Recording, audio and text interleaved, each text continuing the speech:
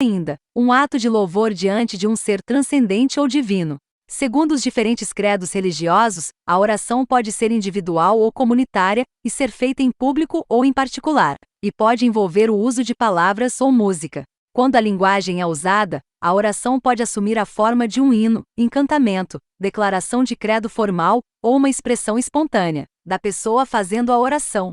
Existem, segundo as crenças, diferentes formas de oração, como a de súplica ou de agradecimento, de adoração, louvor, etc. Da mesma forma, consoante a crença, a oração pode ser dirigida a um Deus, Espírito, ou a uma ideia, com diversos propósitos, havendo pessoas que rezam em benefício próprio, ou para o bem dos outros, ou ainda pela consecução de um determinado objetivo.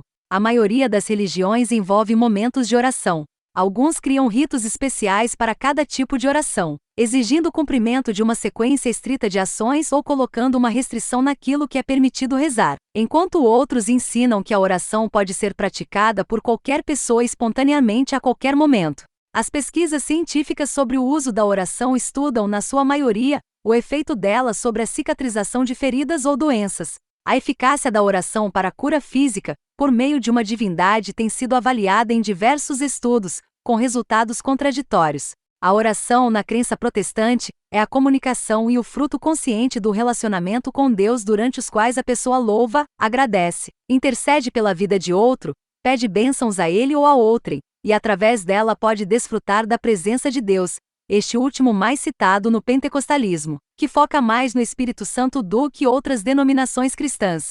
O propósito da oração, Evangelho segundo Mateus, Mateus 6, 2.5, 13, não seria o de alterar a vontade de Deus, mas o de obter, para si mesmo e, ou para os outros, bênçãos e graças que Deus já concedeu por intermédio de Jesus Cristo na cruz. O Espírito Santo é o bem mais precioso de Deus. Logo após a ascensão do Senhor Jesus na época do Pentecostes, o Espírito Santo então desceu, e como línguas de fogo, de repente, veio do céu um som, como de um vento muito forte, e encheu toda a casa na qual estavam assentados. E viram o que parecia línguas de fogo, que se separaram e pousaram sobre cada um deles.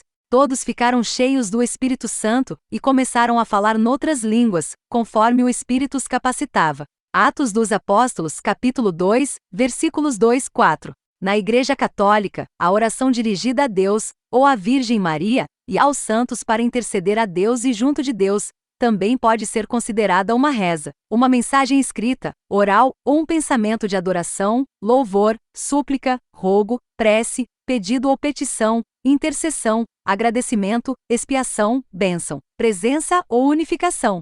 Segundo a doutrina católica, a oração, ou simplesmente falar com Deus, é um dom da graça de Deus que vem ao encontro do homem, e permite o estabelecimento de uma relação pessoal e viva dos filhos de Deus com o Pai infinitamente bom, com o seu Filho Jesus Cristo, e com o Espírito Santo que habita no coração daqueles na oração. O crente eleva a alma a Deus para o louvar, ou pede a Deus bens conformes à sua vontade. Segundo os católicos, a oração não tem a função de alterar a vontade de Deus, mas somente de obter para si mesmo, e ou para os outros graças, bens ou bênçãos que Deus já estaria disposto a conceder, mas que deveriam ser pedidos primeiro pelo crente. Oração pressupõe acreditar num Deus pessoal, e na possibilidade de entrar em contato direto com Ele, sendo por isso a expressão mais espontânea do desejo de Deus por parte do homem. Este desejo humano é testemunhado por todas as religiões e, em especial, toda a história da salvação. Se bem que é sempre Deus que primeiro e incessantemente atrai cada uma das pessoas para o encontro misterioso da oração.